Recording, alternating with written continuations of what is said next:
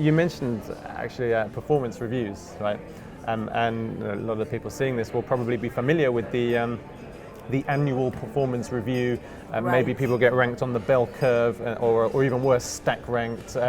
Terrible. And terrible. So you have much more of an HR background than I do. But if you could just tell us a little bit about some of the challenges with that, and then what you could do instead, that would be really great. So the challenge with the yearly performance review comes. The first one is obviously that it's yearly, because the world is spinning much faster, but that's not the only one.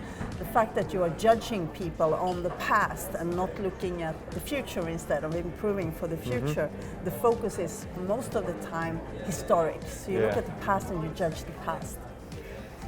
And nobody likes it, everybody hates it. Also, it leads to a lot of sub-optimizing behaviors in the organizations. And when you put grades on people, somebody is a 5, somebody is a 3, and everybody who becomes a 3, just in the middle, like an average performer, they are dissatisfied, unmotivated. And even the people who get the highest grades are also demotivated for a couple of months, research shows. Really? So there's a lot of research around performance reviews and about how the brain works when we get grades, when we are judged by other people in the organization in this way.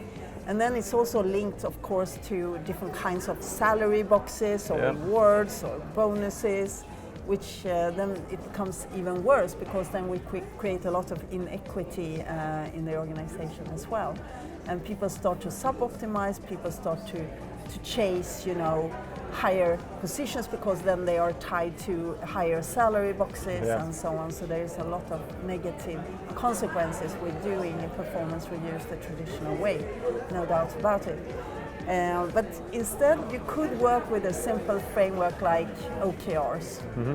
Objectives and key results. Objectives and key results is an option, if you do it the right way, because I've seen it implemented very wrong in many organizations. So there are so many mistakes you can do with OKRs that most companies actually also do.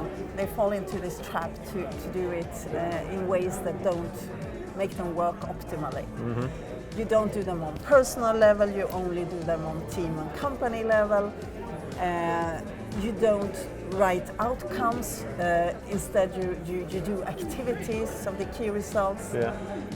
You do OKRs for everything you are going to achieve during a month, and you need to be really focused when you do your OKRs. It shouldn't be more than 1 to 3 in a 3-month period, right?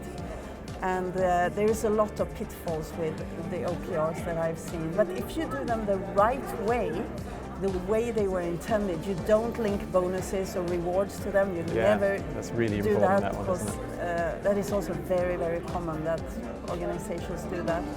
If you do it the right way, they are a great tool for personal improvement, for improvement in the team, for increasing transparency, for increasing learning in the organization, and for increasing performance and collaboration in the organization. So I really like it, and I've implemented it in some large organizations with very good results.